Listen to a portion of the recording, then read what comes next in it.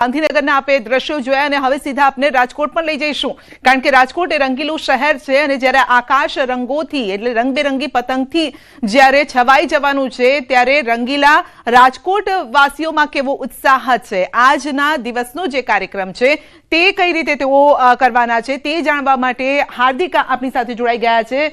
જી હાર્દિક, કેટલા લોકો ધાબા નહીં પરંતુ ગ્રાઉન્ડ પરથી જ અત્યારે પતંગ ચગાવી રહ્યા છે, કેટલાક લોકો પણ આપની સાથે છે। શું છે રંગીલા રાજકોટ વાસીઓનો આજનો કાર્યક્રમ? જી સંધ્યા, રાજકોટના લોકો છે તે ગ્રાઉન્ડ પર જ નહીં પરંતુ જે ધાબા પર જ નહીં પરંતુ ગ્રાઉન્ડ પરથી પણ જે છે અત્યારે પતંગનો જે આનંદ માણી રહ્યા છે, પતંગ ઉડાવી રહ્યા છે। ખાસ કરીને જે રીતના રાજકોટ વાસીઓ છે તે જે ખૂબ જ શોખીન માનવામાં આવતા હોય છે। હાલ આપણી સાથે અહીંયા જે પતંગ રસિયાઓ છે આપણે એમની સાથે પણ વાત કરવાનો પ્રયાસ કરીશું। બેન, શું કહેશો, આજે જે છે આજે પતંગ ઉડાવી રહ્યા છો, કેવો માહોલ છે, કેવો આનંદ છે? બહુ સારો આનંદ છે અહીંયા માહોલ, અહીંયા બધી પતંગો ચગી રહી છે। પવન આજે થોડો ઓછો છે પણ તોય બધાને ઉત્સાહ એટલો છે કે બધા પતંગ ચગાવી જ રહ્યા છે, કોશિશ જારી જ છે બધાની ચગાવવાની પતંગો। આજના દિવસને લઈને કેવો ઉત્સાહ છે, કેવો આનંદ છે? આજનો દિવસનો બધાને સારો ઉત્સાહ છે, બધા આનંદમાં જ છે। આમે રાજકોટિયા બધા આનંદમાં જ હોય, આનંદમાં જ રહેવાનું હોય। અન્ય પતંગ રસિયાઓ છે આપણે એમની સાથે વાત કરીશું। બેન, આજે બપોરે ઘરે જમવાનું બનાવશો કે પછી બહાર જ? ના, આજે તો બહાર જ, અને જમવાનું તો મળી જ રહેશે।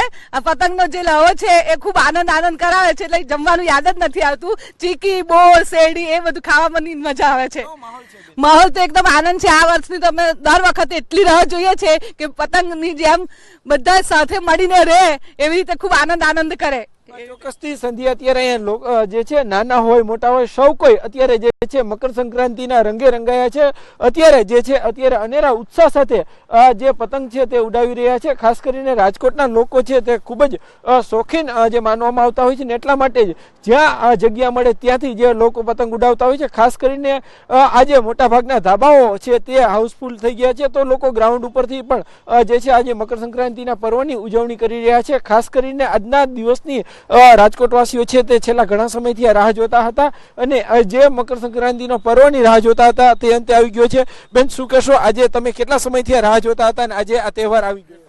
અમે તો 1 વર્ષથી આ રાહ જોઈ રહ્યા હતા અને રેસકોર્સના ગ્રાઉન્ડમાં તો અલગ જ મજા છે મકર સંક્રાંતિની, અને આજે તો ડબલ મજા છે કારણ કે ન્યુઝીલેન્ડ તો સવારથી જ લોકો મજા માણવા માટે પરિવાર સાથે એકઠા થઈ ગયા છે। હાર્દિક, આપનો આભાર।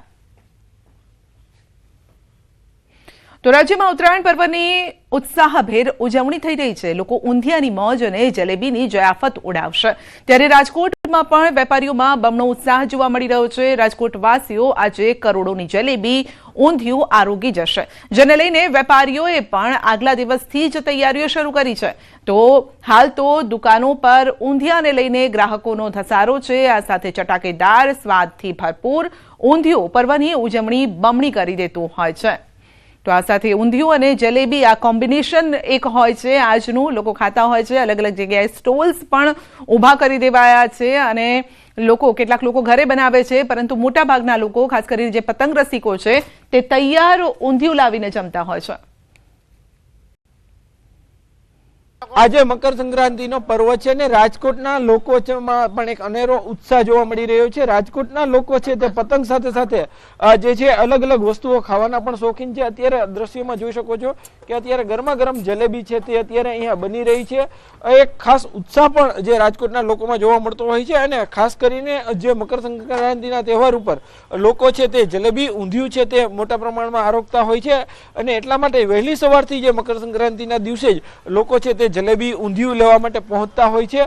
આ વર્ષે થોડો મોંઘવારીનો માર છે, જો કે તેમની કોઈ જ અસર જે છે તે જોવા નથી મળી રહી। ખાસ કરીને જે રીતના હાલ આપણી સાથે અહીંયા જે ઊંધિયું વેચતા વેપારી છે આપણે એમની સાથે પણ વાત કરવાનો પ્રયાસ કરીશું। શું કહેશો, આજે ખાસ કરીને મકર સંક્રાંતિનો તહેવાર છે, ઊંધિયાને લઈને લોકોમાં કેવો ઉત્સાહ? દર વર્ષની જેમ આ વર્ષે પણ વહેલી સવારથી લોકો ઊંધિયું લેવા માટે આવી ગયા છે અને દર વર્ષે અમે જે ઊંધિયું બનાવી છે એ ટાર્ગેટથી આ વર્ષે પણ ઊંધિયું અમે બનાવેલું છે। ખાસ કરીને કેટલાક લોકો છે અહીંયા ઊંધિયું લેવા માટે પહોંચ્યા છે। શું કહેશો, તમે ત્યારે કઈ રીતના ઊંધિયું લેવા માટે પહોંચ્યા છો અને કેવો ઉત્સાહ છે? ઉત્સાહ તો દર વર્ષ કરતા આ વખતે પણ વધારે છે. અમારે પૂરું ફેમિલી અમે દર વર્ષે ઉજવી જ છે. અમારે એક અમારી બાજુમાં પ્લોટ છે, એમાં અમે બધા ઉજવી છીએ. ખાસ કરીને જે રીતના જે છે રાજકોટમાં જે ઊંધિયું છે આજે તે બહુ મોટા પ્રમાણમાં જે રાજકોટવાસીઓ આરોપ છે. આજે બપોરે એમ કહેવાય છે કે કોઈના ઘરમાં રસોઈ નથી બનતી હોતી. મોટાભાગના લોકો છે તે બપોરના સમયે જે છે તે બહારથી જે ઊંધિયું મગાવી અને પોતાના ઘરે આરોગતા હોય છે. ત્યારે અત્યારે જે રાજકોટવાસીઓ છે તેમની જે મકર સંક્રાંતિની શરૂઆત છે તે જે ઊંધિયું અને જલેબીની જે ખરીદી સાથે આરોગ્ય જે તેમની શરૂઆત થતી હોય છે. Hardik Joshi, news 18 Gujarati, Rajkot. Surat international airport પર એર ઇન્ડિયા એક્સપ્રેસની સુરત દુબઈ ફ્લાઇટ મોડી પડી છે. ફ્લાઇટ દિલ્હીથી સુરત આવી અને ત્યારબાદ અચાનક મુંબઈ માટે ડાયવર્ટ કરાઈ છે. કલાકોના રઝળપાટને લઈને મુસાફરોમાં આક્રોશ છે અને મુસાફરોએ તાળીઓના તાલે ભજનના સૂર રેલાવી વિરોધ દર્શાવ્યો છે. એટલું જ નહીં, એરપોર્ટ ગરબા રમી અને વિરોધ વ્યક્ત કર્યો છે. એરપોર્ટ થોડા સમય માટે ભજન અને ગરબાના મેદાનમાં પરિવર્તિત થઈ ગયું તેવા દ્રશ્યો સર્જાયા, જેનો વિડીયો સોશિયલ મીડિયામાં વાયરલ થયો છે. ફ્લાઇટ ક્યારે રવાના થશે તે માટે મુસાફરો આતુરતાથી રાહ જોઈ રહ્યા હતા અને ત્યારે હાલ તો ફ્લાઇટ કયા કારણોસર મોડી પડી છે તે જાણી શકાયું નથી, પરંતુ હાલ તો મુસાફરોની મોજની ચર્ચા અત્યારે થઈ રહી છે.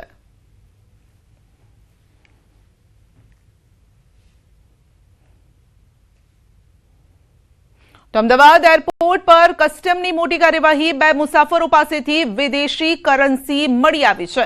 બેંકોક જઈ રહેલા મુસાફરો પાસેથી વિદેશી કરન્સી મળી છે. ભારતીય ચલણ પ્રમાણે 42 લાખ કબજે કરવામાં આવ્યા છે. 24 કલાકમાં 80 લાખ કબજે કરવામાં આવ્યા છે. ગોલ્ડ અને ગાંજા માટે એડવાન્સ પેમેન્ટ થતું હોવાની શંકા છે. કસ્ટમ દ્વારા વધુ કાર્યવાહી શરૂ કરવામાં આવી છે.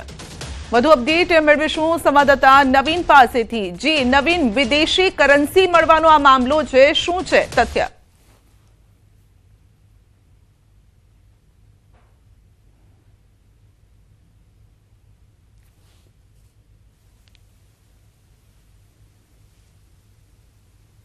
₹42 લાખ થાય છે, જો કે 24 કલાકની અંદર જ કસ્ટમ દ્વારા અલગ અલગ કેસ કરીને ₹80 લાખ જે છે કબજે કરવામાં આવ્યા છે.